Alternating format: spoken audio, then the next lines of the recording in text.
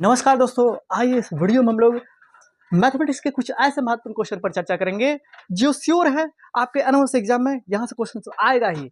यदि आप इस वीडियो को एक बेहतरीन तरीके से देख लेते हो तो कहीं ना कहीं यहाँ से क्वेश्चन आपको गणित में बनेगा ही। आज का ये क्लास इतना महत्वपूर्ण है, इसके बारे में आपको तब पता चलेगा जब आप एनुअल एग्जाम के मैथ से रिलेटेड प्रीवियस ईयर के क्वेश्चन को देखिएगा, यानी कि विगत 10 वर्षों के दौरान मैथ के क्वेश्चन को जब पलटिएगा तो इसी तरह का क्वेश्चन आपको दिखाई पड़ेगा।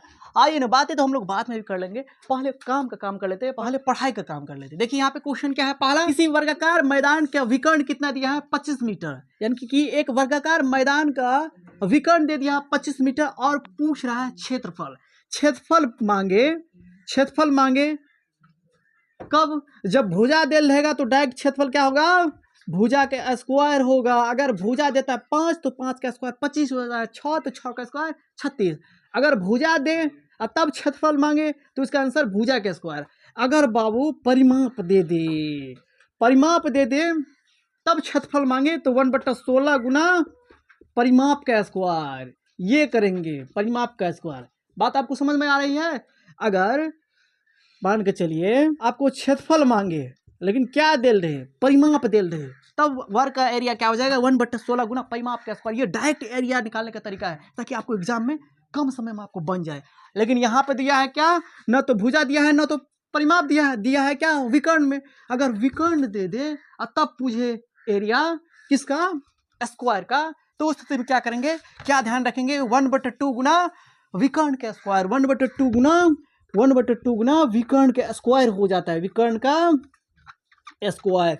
कब? जब विकर्ण दे दे और वर्ग का एरिया के बारे में पूछे, क्योंकि यहाँ पे दिया गया है विकर्ण, पूछ रहा है क्या, उस मैदान का क्षेत्रफल, क्योंकि मैदान कैसा है तो वर्ग का, यानी कि वर्ग का क्षेत्रफल विकर्ण दे जाता है, क्या होता है 1/2 गुना विकर्ण का स्क्वायर। हम जिस अनुसार से आपको समझाने की कोशिश कर रहे हैं, अगर आपको समझ में नहीं आ रहा है तो उसमें आपका कमेंट बॉक्स इंतजार कर रहा है, कमेंट बॉक्स में अपनी प्रतिक्रिया को जरूर देने का प्रयास कीजिएगा। तो 1/2 गुना विकर्ण स्क्वायर, 1/2 गुना विकर्ण कितना है 25, तो 25 का स्क्वायर कीजिएगा तो कितना हो जाएगा 625/2।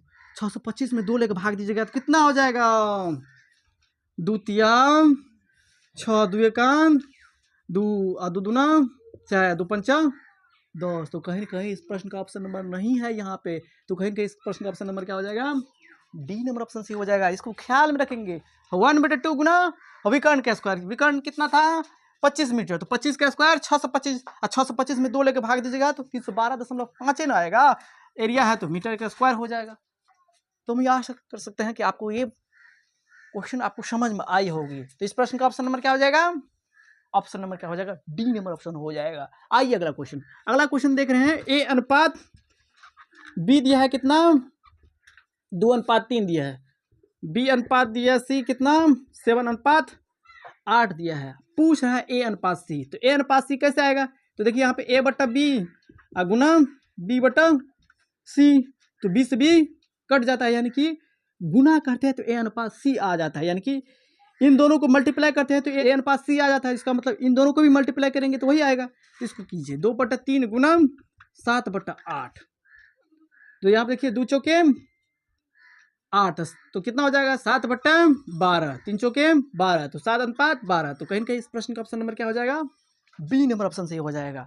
भाई इस तरह के सवाल को बनाना किस तरह से, पहले नंबर के सवाल को तो आपने समझ लिए, लेकिन इस तरह का सवाल अगर आ जाए, सेकंड नंबर के सवाल को हम समझा रहे हैं तो कैसे बनाएंगे, सोचेंगे कैसे, क्योंकि ए अनुपात सी मांग रहा है, तो ए अनुपात सी, तो ए अनुपात बी दिया है यहाँ पे और यहाँ दिया है बी अनुपात सी। तो हमने दिमाग लगाया, ओ बी से बी कट रहा है और बच रहा है क्या, ए अनुपात सी। कटेगा कब, जब गुना में होगा, तो यहाँ की जब यहाँ पे गुना करना पड़ रहा है यहाँ पर भी गुना कर देंगे, तो 2/3 गुना 7/8, तो 2 चौके 8, 4 तिया 12, यानी कि 7/12, यानी कि कहीं कहीं ऑप्शन नंबर बी हो जाएगा ना। तो हम ये आशा कर सकते हैं कि आपको वीडियो बहुत ही अच्छी लग रही होगी और आपको समझ में आ रही होगी। तो समझ में आ रही है तो अपनी प्रतिक्रिया देने की कोशिश कीजिएगा और दूसरे लोगों के पास, दूसरे स्टूडेंट के पास वीडियो को शेयर भी करने की कोशिश कीजिएगा। देखिए प्रथम 91 प्राकृतिक संख्या का औसत कह रहा है। औसत एक माध्य की तरह होता है। औसत बोलिए चाहे माध्य बोलिए, माध्य का मतलब क्या हुआ, सभी प्रेक्षणों का योग और बट्टा कुल संख्या।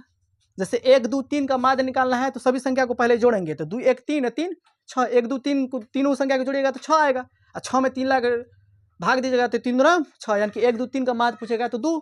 ठीक उसी तरीके से यहाँ पर भी क्या करेंगे, औसत निकालने के लिए कह रहा है, तो माध्य निकालने के लिए या औसत निकालने के लिए कहे तो बात एक ही होता है। तो सबसे पहले प्रथम 91 का मतलब क्या हुआ, 1 से लेकर 91 तक का योग। तो हमने आपको बताए थे प्रथम n प्राकृतिक संख्या का योग के बारे में पूछे तो उसका फॉर्मूला होता है n × n + 1/2।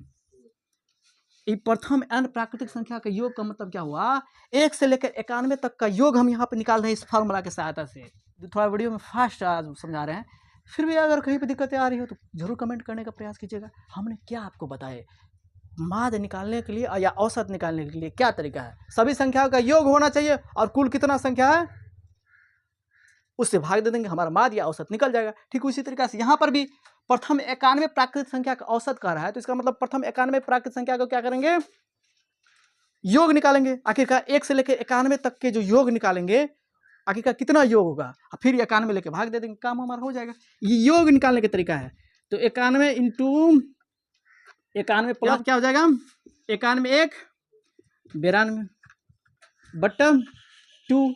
यहाँ देखिए 2 लेकर भाग दीजिएगा तो कितना होगा, 2 चौके 8, 2 छाके 12, 2 चौके 8, 2 छाके 12। 91 और 46 को क्या करेंगे आप, मल्टीप्लाई करेंगे। तो 91 और 46 को जब मल्टीप्लाई करते हैं तो कितना आता है, 8141 से 86 आता है। बच्चा सब यहाँ पे मल्टीप्लाई किया है, आप भी एक बार कम मल्टीप्लाई करके देख लीजिएगा। अब एक बार मल्टीप्लाई करके देख ही लीजिएगा। 91 × 46 कितना आया है, 4186 ना। अब फिर क्या करेंगे, 91 लेके भाग देंगे। अब बोलिएगा सर जी इतने सारे बातों को आप किस तरह से समझा रहे हैं, हमको समझ में नहीं आ रहा है। पहले ही हम आपको बताए किसी भी संख्या का आप माध्य निकालना चाहते हैं तो कम से कम जितना तक का माध्य निकालना चाहते हैं उस सभी का योग। ये क्या हुआ, अभी ये योग निकला ट्रिक के साथ, ऐसे फॉर्मूला के साथ। ऐसे फॉर्मूला कहता है प्रथम n प्राकृतिक संख्या के योग का फॉर्मूला क्या होता है, n × n + 1/2। ये निकाल लिए। फिर इसके बाद ये कहाँ तक का, तो 91 तक का, तो 91 × 91 + 1/2 यानी कि 91 × 92। तो 92 का जब इसको दीजिएगा तो 46 × 92, तो 46 × 92 हुआ। फिर आप क्या करेंगे, ये योग निकला प्रथम 91 प्राकृतिक संख्या की योग निकला कितना, 46। लेकिन अब तो माध्य निकालना है, तो माध्य निकालने के लिए योग बट्टा कुल कितना संख्या है, कुल कितने संख्या का माध्य निकाल लेते हैं, 91। तो 91 लेकर भाग दीजिए, भाग दीजिएगा तो 91 चौके 4 × 4 और 9 चौके 36। तो कहीं कहीं 8 में 4 गया 4, 11 में 6 गया 5, देखिए यहाँ पे 6 हो गया। 91 छक्के न छाके 54 यानी कि 546 हो गया। तो कहीं कहीं इस प्रश्न का ऑप्शन नंबर क्या हो जाएगा, सी नंबर ऑप्शन सही हो जाएगा। बातें अगर नहीं समझ में आई होगी तो कमेंट बॉक्स है ना, कमेंट बॉक्स में आप लोग जरूर रिप्लाई करने का प्रयास कीजिएगा, अपनी प्रतिक्रिया दीजिएगा। 46 हो जाएगा इस प्रश्न का ऑप्शन नंबर। हमने क्या आपको समझाने की कोशिश की है, एक बार और समझाने की कोशिश करते हैं। जैसे मान के चलिए आपको दे देगा यहाँ पे प्रथम 20 प्राकृतिक संख्या का औसत क्या होगा, तो पहले 20 प्राकृतिक संख्या का औसत निकालने से पहले उस 20 संख्या का योग कितना निकलेगा, तो इसके लिए निकालेंगे n × n + 1/2। तो कितना हो जाएगा, 20 × 20 + 1/2, 2 धाइन 20, तो 21 × 10 हो जाएगा, क्योंकि 10 अब 20 21, तो 21 धाइन कितना हो जाएगा, 210। फिर क्वेश्चन क्या कह रहा है, क्वेश्चन कह रहा है औसत, औसत का मतलब माध्य। तो टोटल योग निकल गया कितना, 210। 210 में कितना संख्या है, तो टोटल संख्या 20 है, तो 20 से भाग देंगे, ये 202 कट गया, ये लेकर भाग दीजिएगा तो कितना हो जाएगा, तो 10.5। तो कहीं कि इस प्रश्न का ऑप्शन नंबर क्या हो जाएगा, जो होना चाहिए वही होगा। यहाँ पर हमने आपको समझाने की कोशिश की है ना, तो हम ये आशा कर सकते हैं कि आपको वीडियो समझ में आ रही होगी जो हम आपको समझाने की कोशिश कर रहे हैं। देखिए अगला क्वेश्चन है, वह अधिकतम संख्या बताइए जिसमें 130 305 इतना से भाग देने पर क्रमशः इतना शेष बचे। क्वेश्चन कह रहा है वह अधिकतम संख्या। अधिकतम संख्या कहने का मतलब क्या हुआ, बड़ी से बड़ी संख्या। जब ये बड़ी से बड़ी संख्या आ जाए, अधिकतम संख्या निकालने के लिए कहे, तो उस स्थिति में क्या करेंगे बाबू, तो उस स्थिति में आपको क्या करना है, जो शेष है ना पहले शेष को घटा देंगे। लेकिन यहीं पर अगर कम से कम यानी कि न्यूनतम संख्या के बारे में पूछता तो सबसे पहले उसका क्या करते हैं, एलसीएम निकालते हैं, जितना शेष खाता उतना शेष को जोड़ देते हैं, हमारा काम हो जाता है। लेकिन यहाँ पे कह रहा है क्या, अधिकतम संख्या। अधिकतम संख्या में अधिकतम संख्या के बारे में जब ये पूछे तो उस स्थिति में सबसे पहले क्या करेंगे, सबसे पहले जो शेष है उसको घटा देंगे, एक क्रम में घटाएंगे। अब ये नहीं जो 6 यहाँ पर है पहले आया है 305 के साथ घटा देंगे, 17 बाद में आया है शुरुआती वाला से घटा देंगे, ऐसी नहीं, ऐसी बात नहीं कीजिएगा। सामने वाला एक क्रम में अंतिम वाला को अंतिम वाला के घटाएंगे, फिर बीच वाला को बीच वाला के साथ, शुरुआत वाला को शुरुआत वाला के साथ घटाएंगे, फिर इसका मौसा निकाल लेंगे। अधिकतम वाले सवाल को यही तरीका है सॉल्व करने का। देखिए यहाँ पे 130 में से 6 घटाइएगा, क्योंकि शुरुआत वाले के साथ घटेगा तो 124 हो जाएगा। अब फिर इसके बाद देखिए 305 में से 9 घटाइएगा तो कितना हो जाएगा, 15 में से 9 गया 6, तो 296 ना, 296 ना होगा, तो 296, हाँ ठीक है। इसके साथ ही साथ देखिए 245 में से 17 घटाइएगा तो कितना हो जाएगा, 15 में से 7 गया 8, 15 में से 7 गया 8, फिर 3 में से 1 गया 2, और फिर 228। अब इसी तीनों संख्या का मौसा निकालेंगे। यहाँ देखिए 305 में से 9 घटाइएगा तो कितना आ जाएगा, तो 9 6 15 9 1 10, ठीक है तो है। अब देखिए यहाँ पे इन तीनों संख्या का मौसा, तो तीन को संख्या का मौसा किस तरह से लिया जाता है, महत्तम, जिसको एचसीएफ कहते हैं, ये तो आता होगा आपको।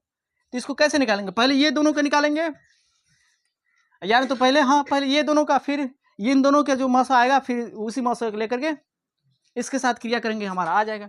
पहले ये दोनों का निकालेंगे, तो 124 और 296 का निकालते हैं। 124 और 296 का मौसा निकालिए तो कितना हो जाएगा, 124 दूना तो 248, 16 में 60 गया 8, 8 में 4 गया 124, मौसा निकालिए तो कितना हो जाएगा आपको, 48, 8 3 24, 4 3 12, ये तो नहीं होगा, तो कितना हो जाएगा, 48 दूना 96, यही ना।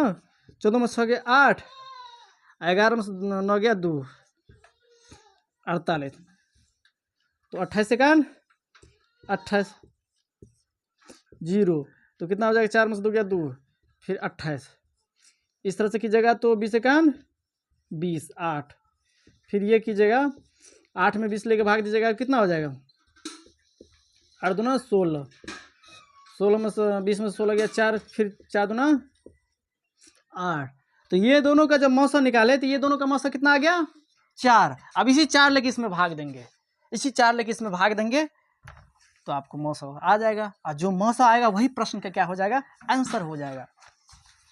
तो देखिए यहाँ पे 4 लेके भाग दीजिए, 4 लेके 228 में भाग दीजिए। तीन को संख्या का अगर मौसा निकालने के लिए नहीं आ रहा है तो कमेंट कीजिएगा, हम बता देंगे उस पर वीडियो। 4 चौका 16, 4 पंचा 20, 4 7, तो कहीं ना कहीं इस प्रश्न का ऑप्शन नंबर क्या हो जाएगा, ए नंबर ऑप्शन सही हो जाएगा।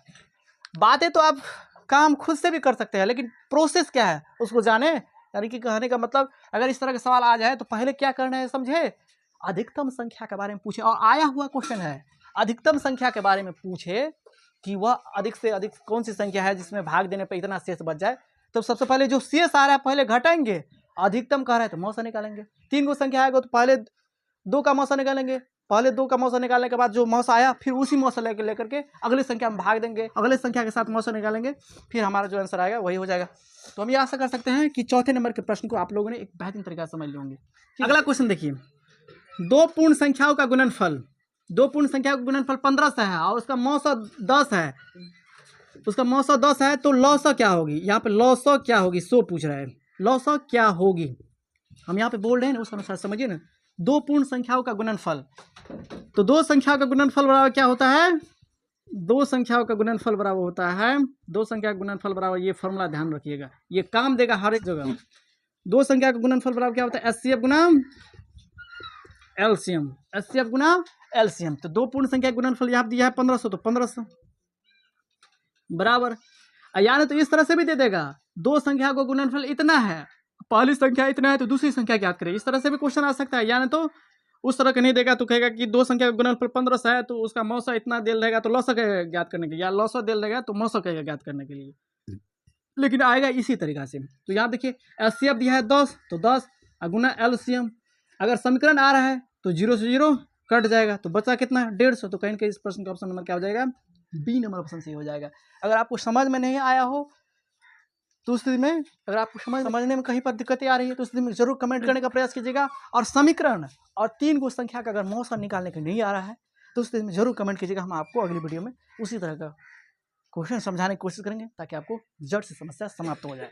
तो हम ये आशा कर सकते हैं कि आप लोगों ने इस वीडियो को बेहतरीन तरीके से देखे होंगे, आपको समझ में भी आ गया होगा। नहीं आया तो कमेंट बॉक्स है, कमेंट बॉक्स में अपनी प्रतिक्रिया ज़रूर देने का प्रयास कीजिएगा। चलो।